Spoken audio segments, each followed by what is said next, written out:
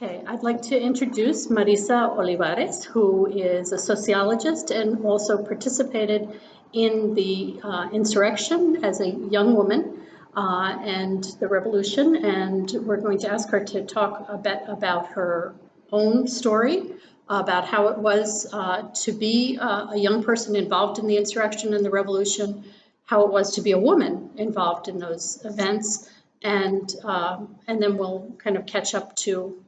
We'll have her talk a little bit about the successes and the failures or mistakes of the revolution, and then a little bit about the current context. Thank you, Marissa. How much time do I have? Whatever you want to do. Okay. Okay. Thank you for inviting me to talk with you.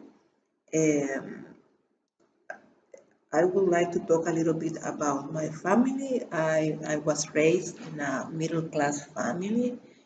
My family was a large family. My grandmother, two grandmothers, one grandfather, one brother, one sister. My father and my mother is a large family. And I went to a Catholic school. My father was an engineer. My mother was a housewife, Homemaker. homemaker. And since I was young, little, maybe 6 or 7 years old, my grandfather, my father, talked to me about social inequalities, talked to me about social justice, because he was a person who was against the Somoza dictatorship, and he was a person with important concern about social inequalities in my country. And there were a big gap in this country at that time among a small group of rich people and a very large group of poor people without access to healthcare, education, work, basic living condition, electricity, running water. And then I am also a child of a particular generation in my country, because when I went to high school, the liberation theology was a very strong and powerful ideas that all the Catholic Church of my country were taking. And then at school also I was taught about this idea of, and it's not just an idea, it's also a concrete thing, living in a social justice, having justice for everybody, having social justice for everybody. And then when I was in high school, we used to go to the poorest neighborhood in the city of Managua to teach to read and to write to the people, and also to help people to participate with the people in this poor neighborhood, to organize in order to ask for running water, in order to ask to the government for electricity. And there was my first social immersion experience among people who live in a very different condition, very different situation regarding my own living condition. I have been a person with privilege in this country. I have always my basic needs met, yeah, and also have access to education, to private education.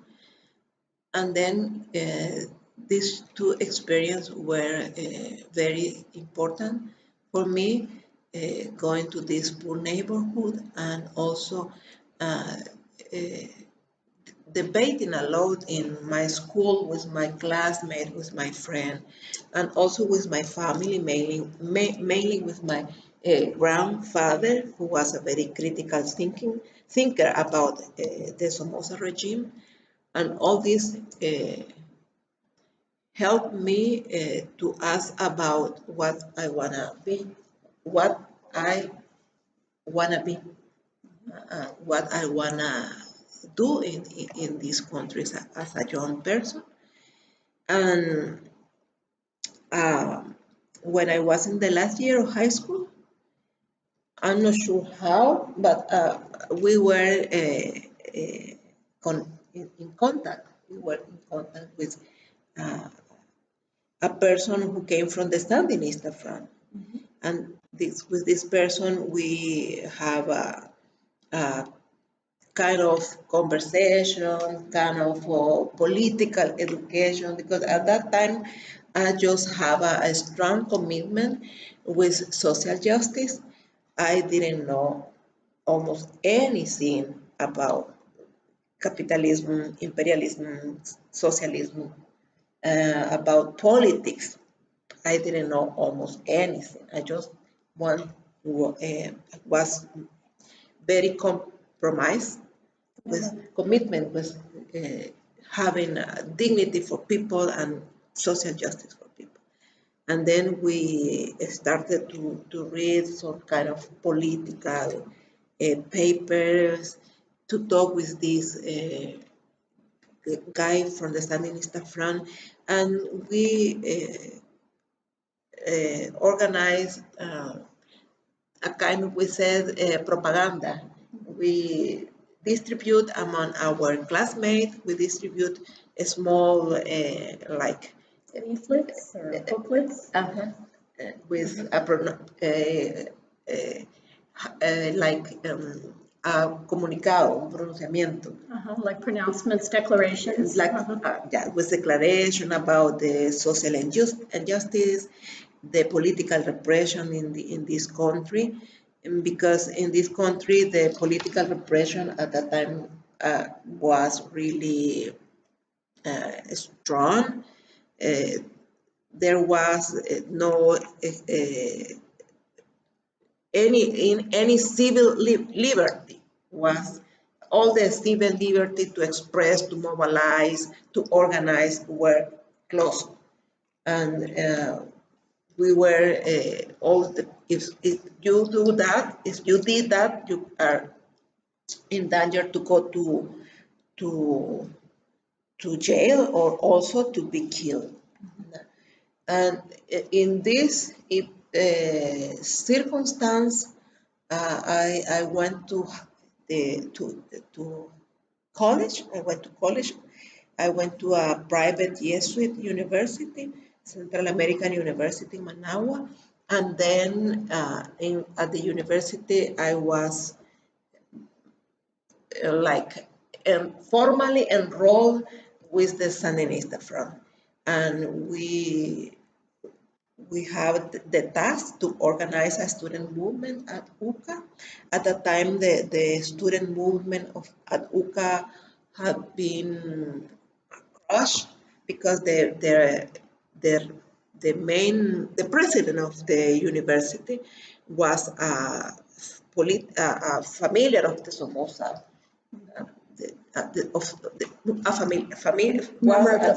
member of the Somoza family.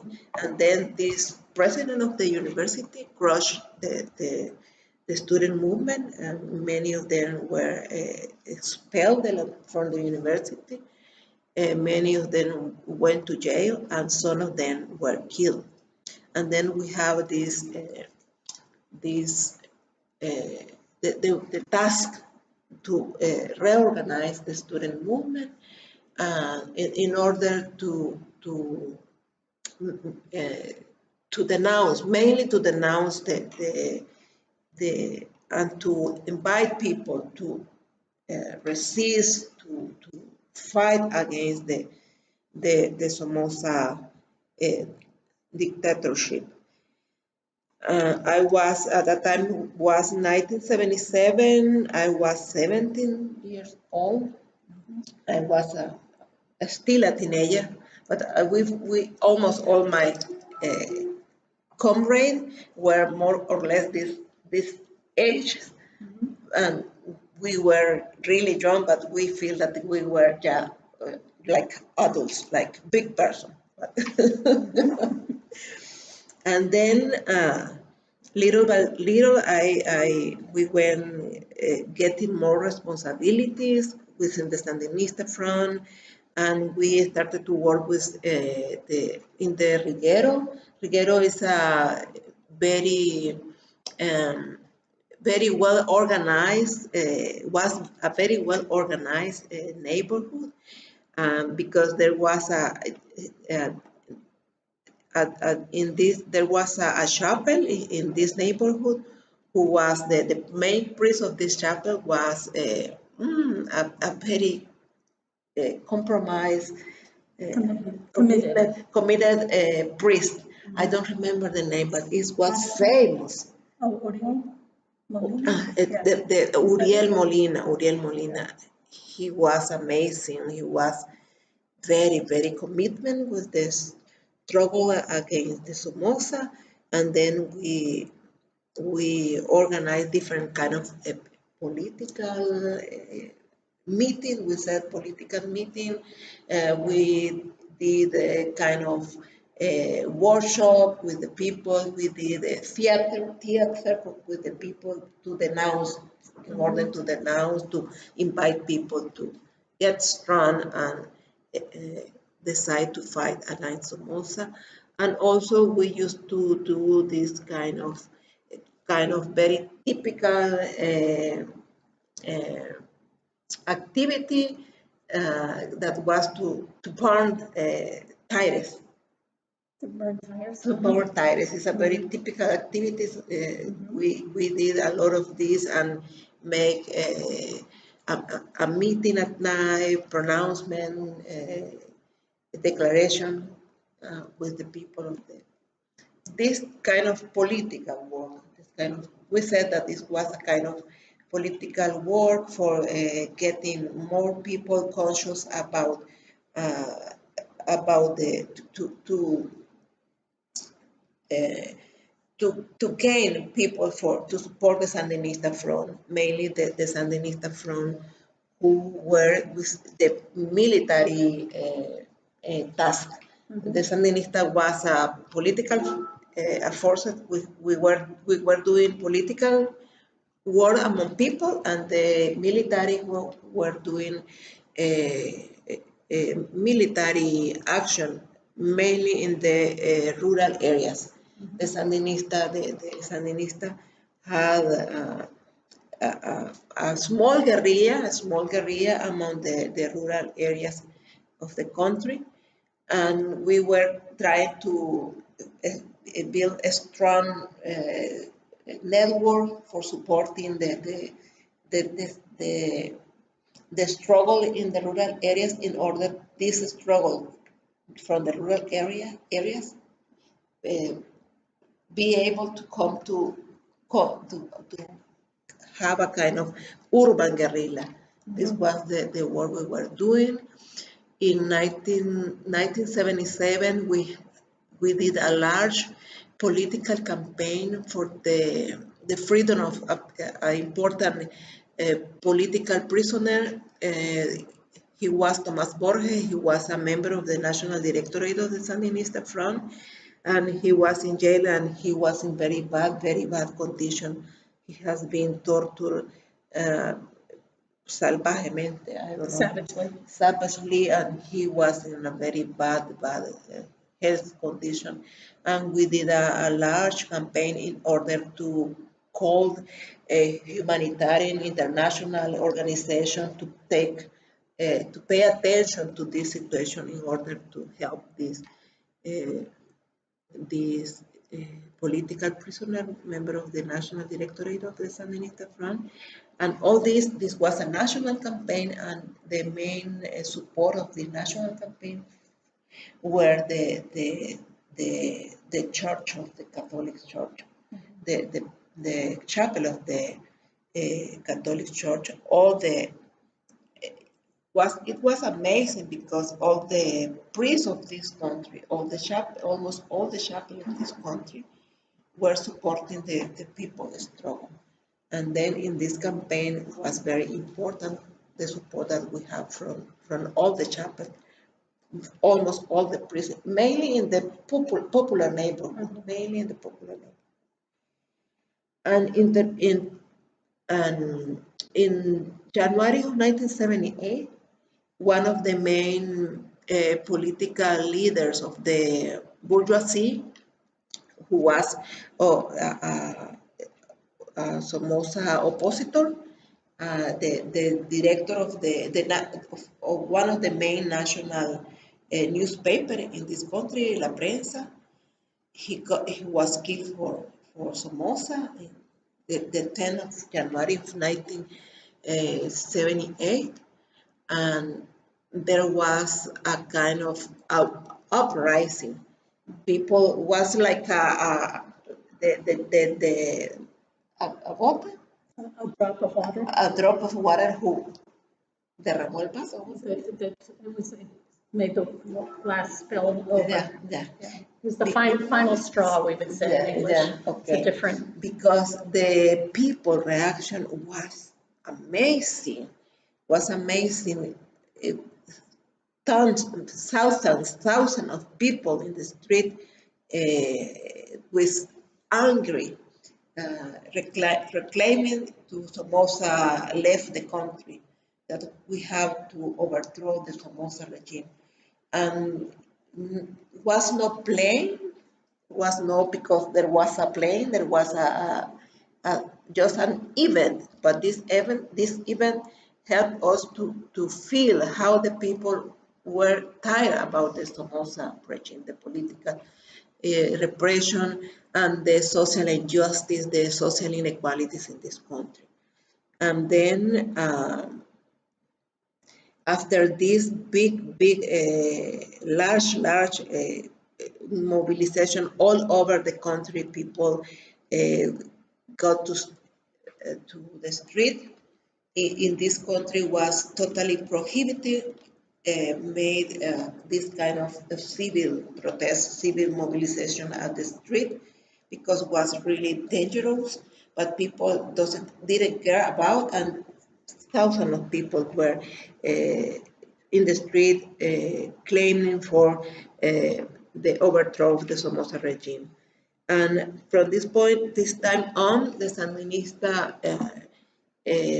internally became to get together, because the Sandinistas were at that time split in 3 different groups, and then they started to work at getting being unified, and the political and the Sandinista began to work heavily, trying to get another allies with the bourgeoisie people and also international allies to support the struggle against Somoza.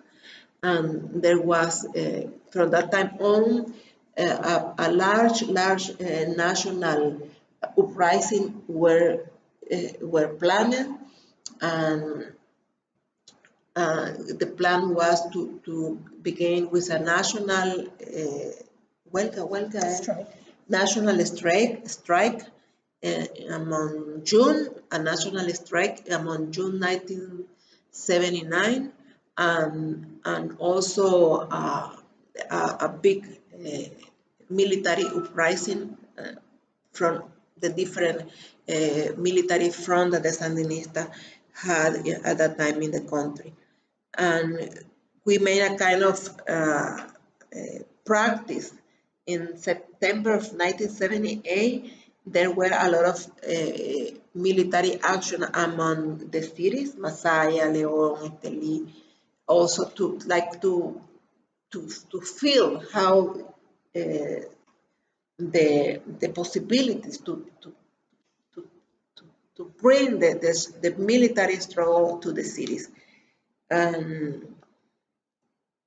and was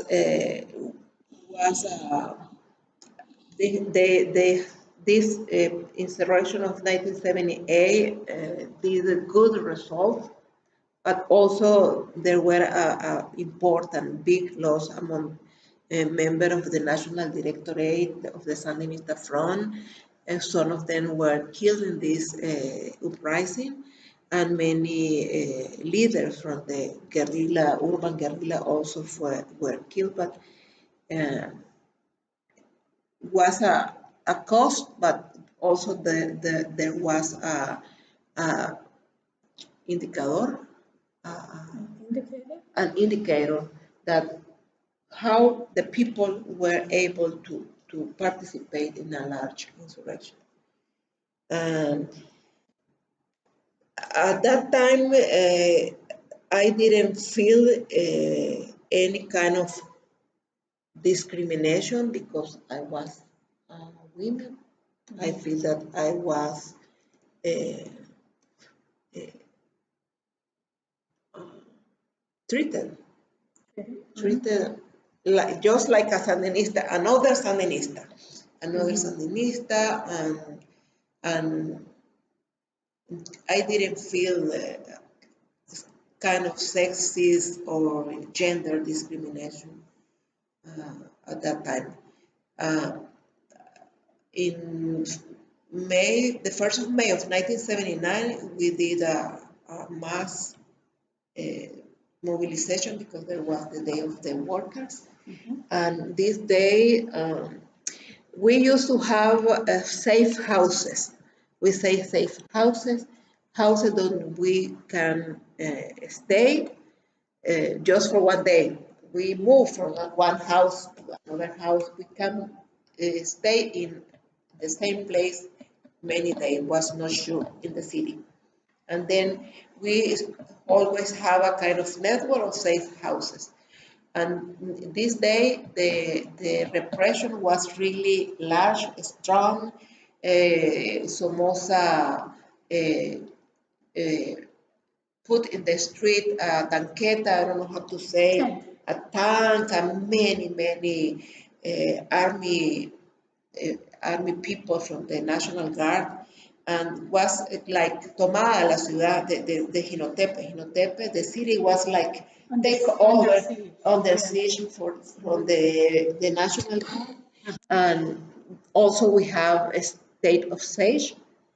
We have to be at home at 7 o'clock at night. After that, you were in danger of being killed or getting to jail. And then the person who was the safe house for this day was very nervous, with a lot of miedo, fearful, and he said that he was not able to give a place for us. And then we have to go to a frozen house. A frozen house was a house that you can go there because already the National Guard knew that this house was a safe house, and then was frozen. We said frozen because we couldn't be there, go inside these houses but how we didn't have any place to go, and then we decided to go this frozen house, and like 10-15 minutes later, the car came and cut off. And then I was in jail since the 1st May of 1979 until July, the 19th of July. I was liberated from the jail with the truth of the revolution. That day I was lucky because I don't know how, when we were, every political, of every Sandinista member, when were cut, we say capucha, a hood. They put a hood.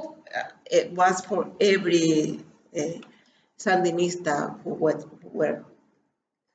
were cut, and I don't know how, and it was kind of miracle. there was a small pulperia in this house, A little store. a little store. We said pulperia, and there was a paper and a pen.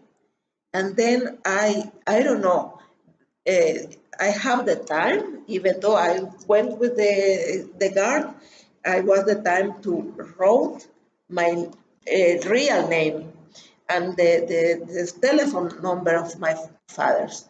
And then I say to somebody, I just found a hand. I say, please call my family. This is my phone number. And miracles, they call. No, I don't know. I never knew who he or she was, but this person helped because it was important because uh, uh, we were easily we have been, podríamos haber sido yo solamente ajusticiados por la guardia. We could have been simply executed By by the the guard. And then my father immediately when they knew the notice, they went to the uh, uh, human rights a human rights commission that was working at that time in Nicaragua, and to put a, a I don't know how this name is. To report the violation of the rights. And then un recurso de exhibición. I don't know how to say this. Recurso de amparo se llama. Yeah, It's a kind of legal. Legal. An injunction against Yeah. And to ask, because this resort, they asked the state of Nicaragua to present the prisoner in order to accept, because they didn't accept. Most of the time they didn't say, we don't have this person. They erased the information. And then, but even though I was in jail, there was no any kind of legal procedure, any at all. There was no chance for having a lawyer in order to support. There was no trial, anything. Just we were in jail. We didn't know how long time. There was just in jail. My father logró. My father got a contact with a colonel of the National Guard, and because I was a minor. A minor, I was still a minor because we as women at that time we were a major until we we we have 21-year-old and I was 18-year-old at that time. The legal age to be sí, es the legal age. And then because I was a minor, and this Coronel Valle Salina, he said to my father, just bring me a ticket, a passport, and I put your child in the airport and you send whatever you want. And then I want to give you the child. And my father went to ask me if I want to leave the country. And I say that I can't do that because my friends they are still here and I can leave them. And my father said, my father has the legal authority to pick me up and put me in the plane, but he gave me this lesson uh, of even I was a minor, he respect my decision. Yeah, it was very impressive. very important that my father support me, even if he knew and I knew that we were in a critical situation because the political prisoners were uh, the enemies, and we were tortured, we were killed, and then even though my father said, "Well, I can do that, anything, sorry." What was it like on the day that you were released? What was that When like? when we went at jail, we didn't know any. We just heard the bomb, the bullet. We saw for the window. We saw fires, and then. But we didn't know what was going on. We already knew that there was an insurrection, but how the insurrection were going, we didn't know anything until like maybe the 16th of July. The 16th of July, uh, a common prisoner, a woman who was a thief, and she was in jail. She gave us a, a radio, a small radio. Yeah, and then we started to hear about what's going on, and then we knew that something big was moving because Somoza left the 17th of July, and then there was the kind of information that there gonna be a mixed government with Somocista and Sandinista, but at the end there was just a new government with Sandinista, and the guard, almost all the National Guard fled the country, left the country, left the country, and then this day, my two my two uncle, my mother uncle and my mother brother and my father brother was in jail like 6 in the morning. Were with the president of the Red Cross, the International Red Cross. The president was in jail, liberating us. We have some very critical day because the guard came to us and said, this night you are going to be executed. They say many times this. They didn't give us food since the 2nd of June. They didn't give us any food, and the prisoners, not the political, the other prisoners were very friendly with us. They shared their food with us. Wow. Yes. And then when I went out to jail like 6 in the morning this day, I feel like I didn't know how to think about it because we were prepared that days to overthrow Somoza. Iba a tomar It was going to take. a lot of years. That any of us is gonna see that because we already were killed when the time come, and then I was like, wow, we made it. We made because the people were really angry about this political and social regime, and there was a popular, really a popular absurd insurrection, uprising, because with the Sandinista, really we were a small group. We were not a large group. We didn't have enough resources. We have small guns and small rifles, and the National Guard have many guns and good gun machine, and was very unequal. The power, Right. the power the power relation, but the people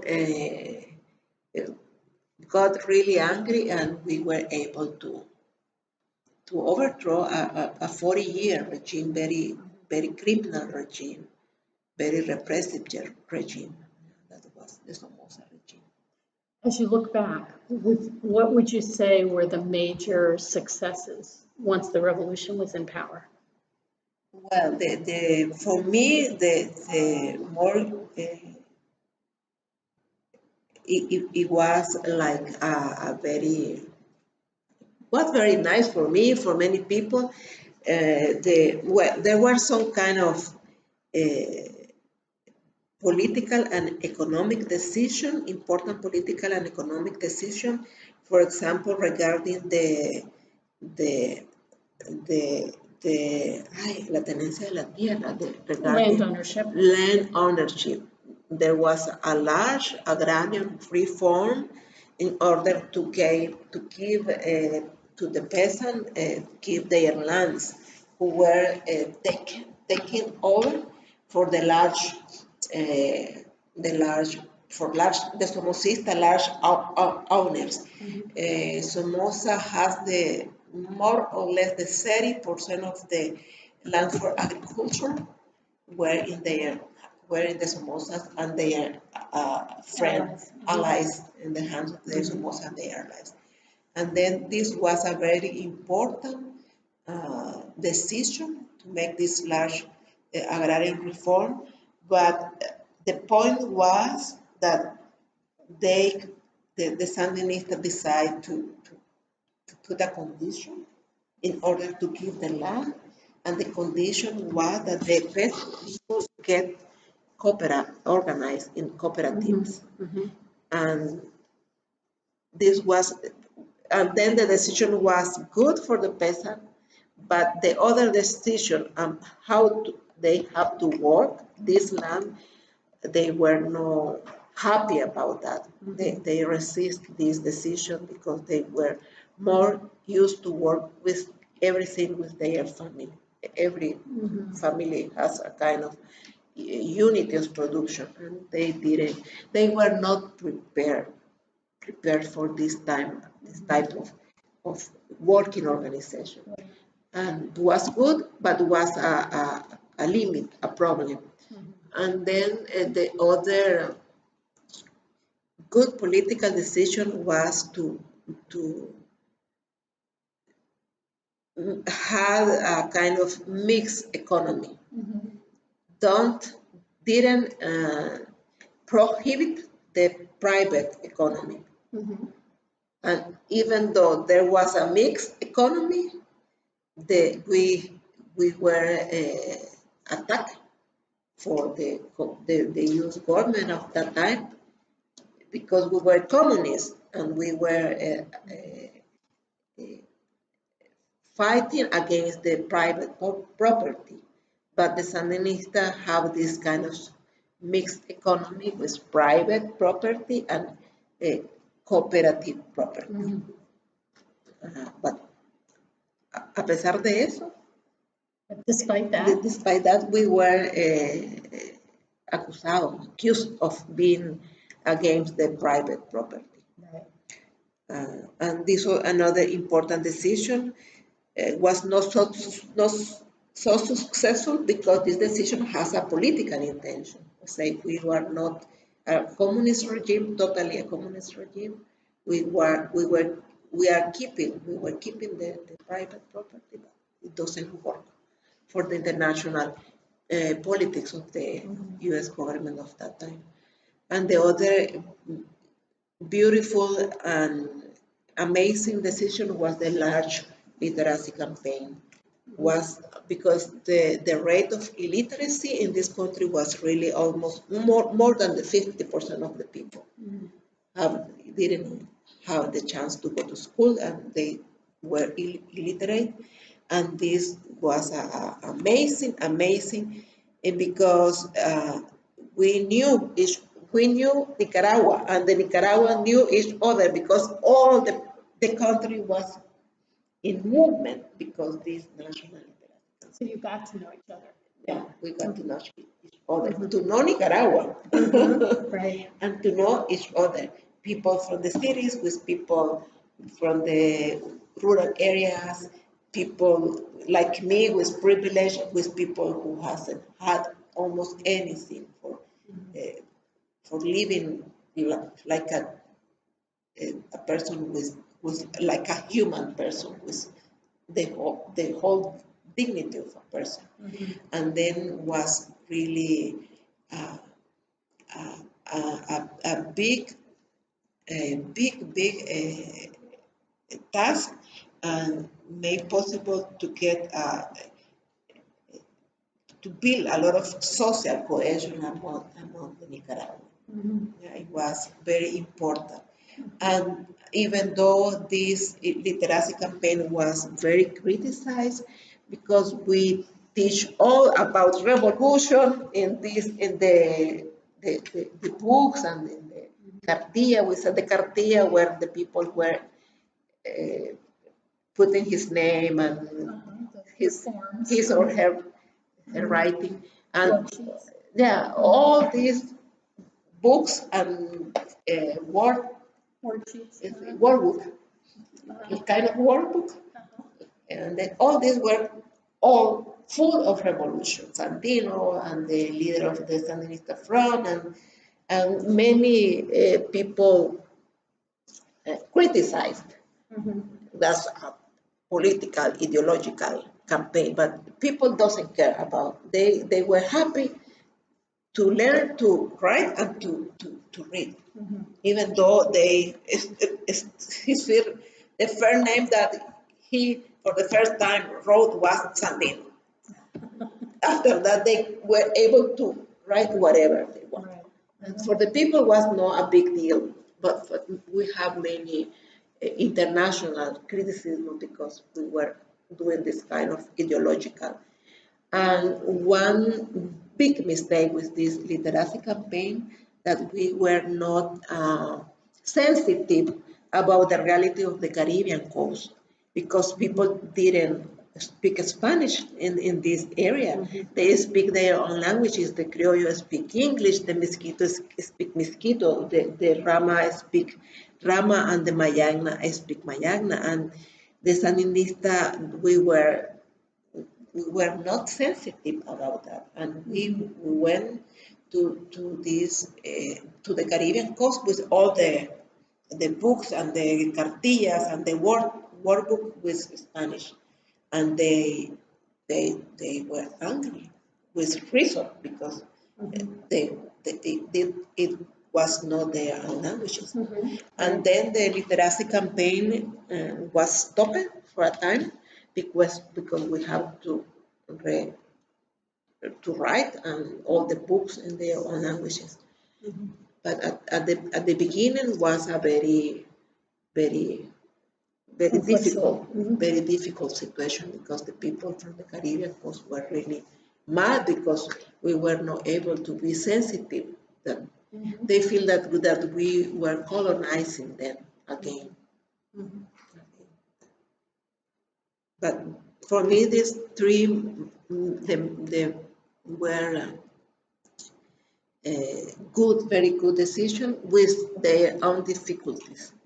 And then we feel that women and men participate together in kind of more or less equal condition but when the Sandinista front won, the main leadership position and power position were for men. And then we said, wow, what happened? So what is going on here?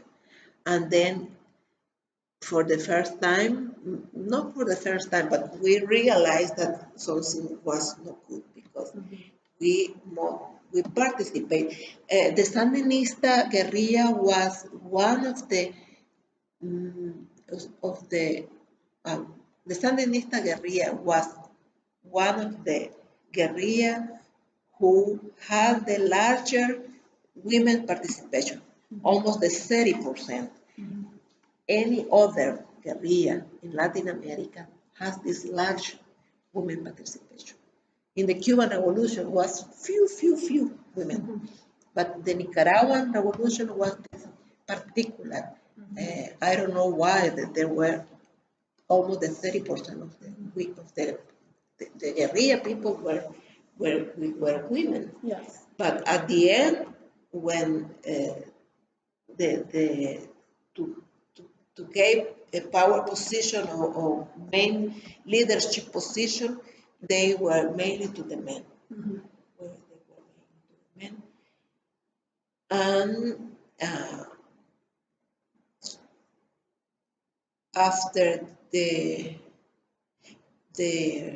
Victorazi campaign, the Sandinista front decides that there was good to organize all the people in Nicaragua, and then there were any kind of organization, people who sell ice cream, people who clean the boots, the shoes, everybody was organized. Mm-hmm. In the neighborhood, the workers, and then the women's organization began to work. There was before the triumph of the revolution, there was a group of women, mainly mothers, mm-hmm. who organized in order to denounce, in order to look for their children in mm-hmm. jail, or mm-hmm. to look for the children that were disappeared. Mm-hmm. There was this organization, mainly of women, mainly middle class women, mm-hmm. and then from this organization, a new organization was founded. Alias, women as women association, Luis Amanda Espinosa was one guerrilla, Sandinista women guerrilla who died in León. Mm-hmm. And then there was this big agenda to build the country, to take care of the school, the healthcare, the participation, this all the people around to make the revolution mm-hmm. in every area, mm-hmm. economically, politically, socially. And then we, since the very beginning, I remember that I went to a meeting in September. The National Literacy Campaign was from March 1980, 23 of March 19. My history is so bad. To August, no? To August. Mm-hmm. And then I went to a meeting in September of 1980 mm-hmm. to talk about specific women's issues. Mm-hmm. Because there was the revolution, the social inequalities, to overcome the social inequalities, to raise the people raise up the people participation. What about women issues? Mm-hmm. Since the very beginning, I remember that we were invited to ask about our own agenda. Mm-hmm. It's going to be a women's agenda within the large revolution agenda. Mm-hmm. And since the very beginning, the Sandinistas said, when we build this country, then we are going to take care of the women's issues. Now it's time for everybody. Mm-hmm. Since the very beginning. So not until the country is settled can the women's issues get addressed. Yeah. And then after that, the war came, and then was until we got the peace, we are gonna take. Mm-hmm. And at the end,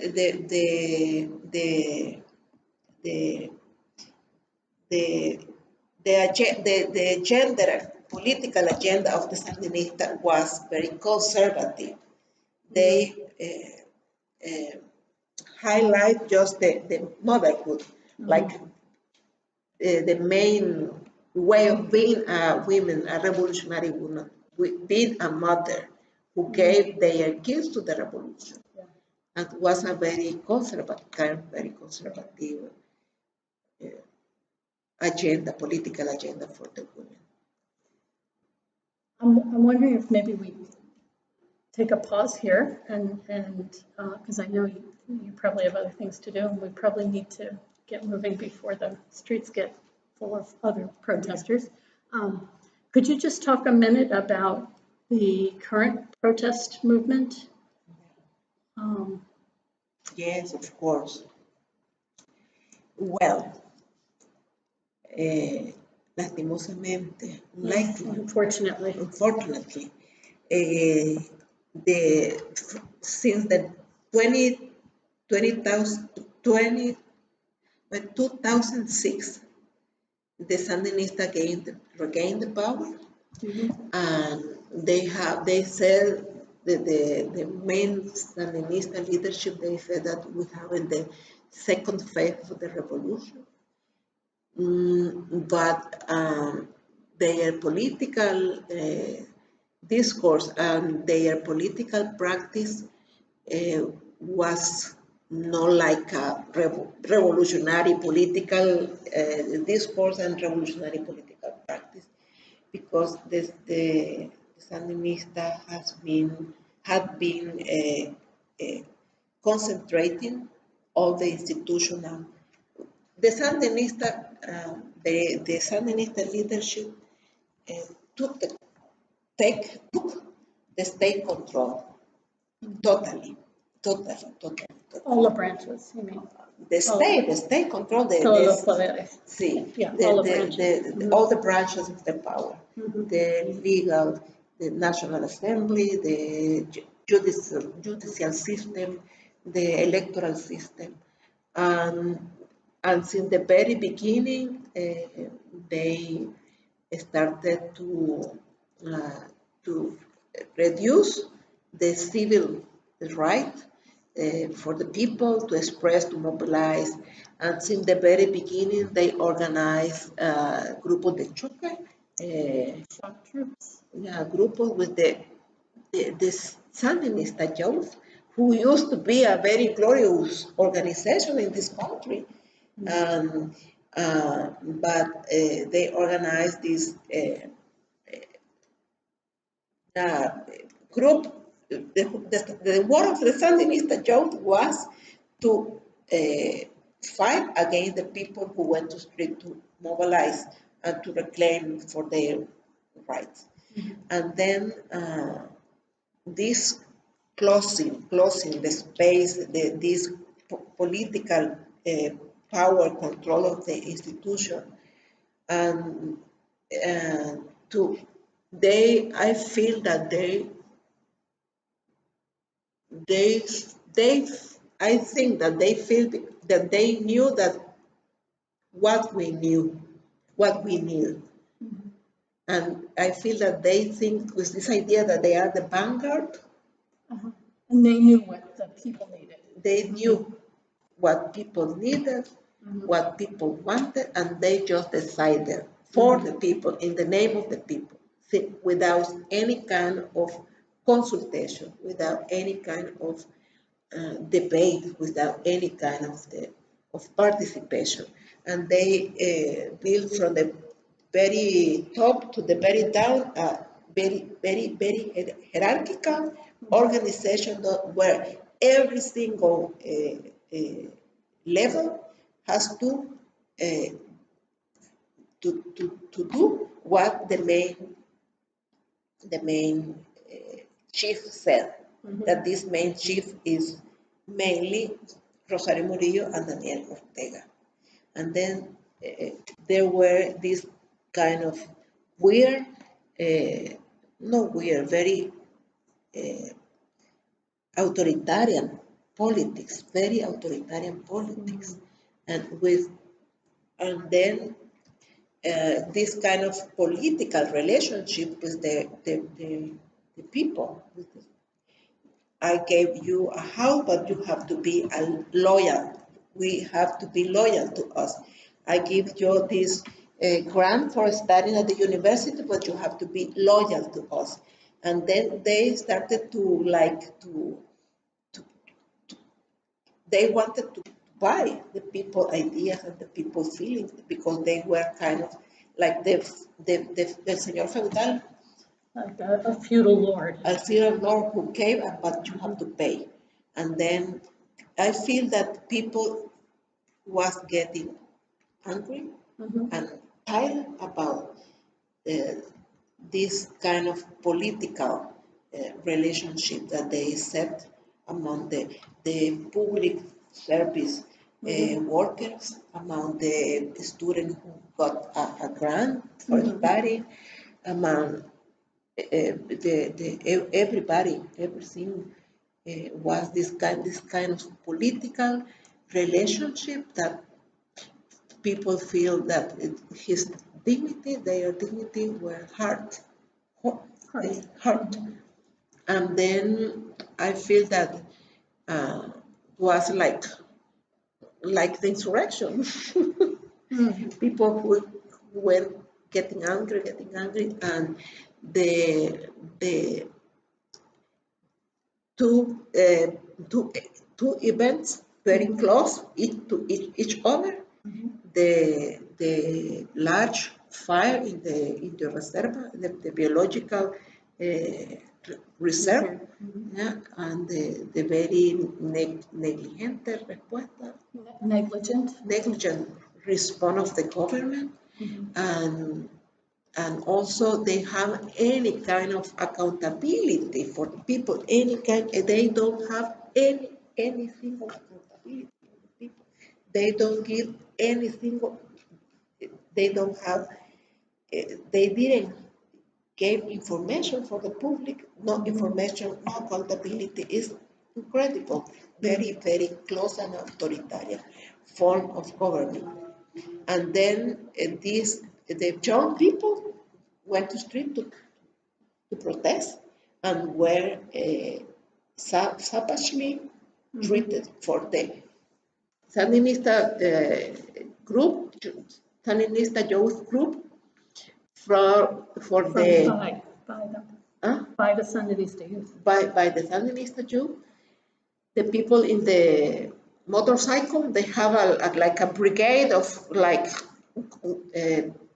bad guy in the and they were with stick, with metal stick, and after that the police, and after that the anti-motin, the special force of the police, the riot police, the special force of the police, and then there was 1 week before the INS reform, but they were really savagely treated. The group of mainly students from, there was a lot of students from Luca, and after that 1 week later, they said this, they made all this decision without consultation with anybody, because they have just a dialogue with the large, big business people. They were talking all the time just with the large business people, but they don't represent all the people. And this dialogue broke up because these business people were not, the COSEP were not with it. They didn't got an agreement with this, but they decided to make the reform because this institution is in really very, very bad. The numbers are very bad because they had been making decisions with this money, like they were their money from their pocket, and it's the money from the public, and they have been doing no good decision about this money, the public, the social security money. The social security money, and then the student. This was the student made a protest with in front of the UCA where I worked. I used to work. A protest with pancartas, placards or posters. Poster, and they just were in the street expressing that they were not they were in disagreement with this decision because their family are gonna be affected. And then was the same. The Sandinista youth, the police, and the special force of the police came like, I don't know, maybe like 200, because I was there. I was looking how they treated like barbarly to the student, how they keep agarraron, They grabbed the they students. grabbed the student, los arrastraron por la calle They dragged them through the streets. y se los llevaron detenidos, así, y les dispararon. They shoot them. The first day was with the gun, The rubber bullets. the rubber bullet. But many students, 11 students were Lost an eye. Because this rubber bullet, they killed one. They killed the first student this day. And for me was really happy. I had been like very bad because we fight, because we didn't that this came again. This kind of criminal political action. We are paying to the police for kill us because we pay the police with the money from our pockets a través de los impuestos. Through our taxes. Our taxes, and then we are paying them for the kill and then they are killing us with our money that we pay them. It does, and I was really, I say I can't believe what happened with the police, because this police used to be different. Our police used to be different, but now is the same police that I saw when I was young, when I was fighting against Somoza. The same police, brutal, with angry with the student who just have a pancarta. And with their signs. Yeah. And then he was amazing because he started to say the same thing that Somoza said. He started to. Danielle? Who? I'm sorry. Daniel Rosario, Daniel Ortega, they started to say the same thing that Somoza was saying 40 years, 50 years ago. They were delinquents.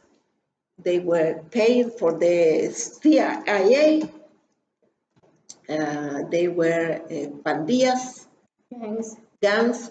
They were armed with armas hechizas, caseras. Homemade weapons. They were with homemade weapons, and they didn't have friends. There was our students.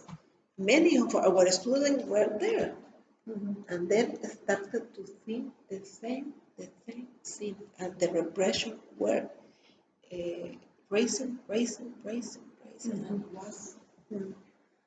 Do you have hope for the dialogue that's now supposed to happen? My main hope is that we, the people in Nicaragua, didn't want to have any child or any young student die. It's our main hope. It's not possible, almost 60%, because they have the same as Somoza. They have erased the register. They said la ministra de Salud, the minister of Health. She said to the ambulance that we are not gonna keep these injured people. They say to the ambulance in the public hospital, they didn't want to take, they were not allowed to take the injured students.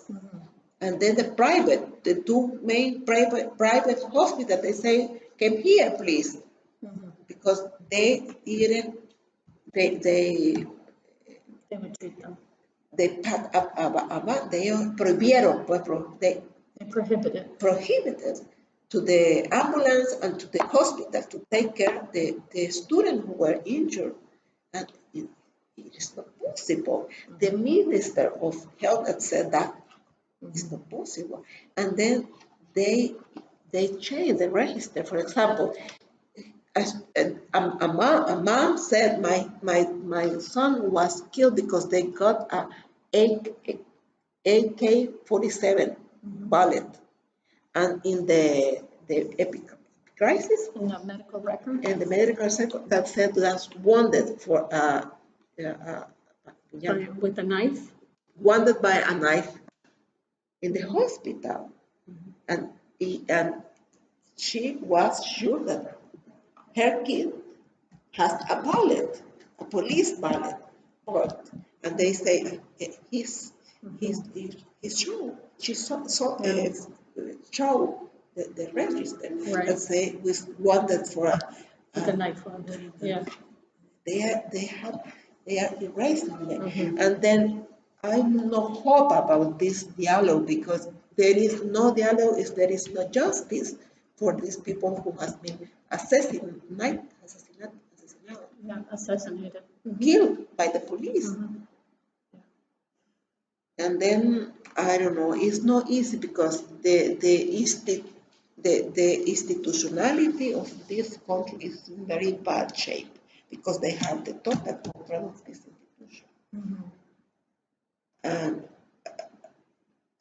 yo esperaría, I would hope. I will hope that all these main public service funcionarios, Public servants and officials. all these officials, they resign because they are complices. They're complicit. They are complices of this massacre. It's almost a massacre, almost 60 persons. Yeah.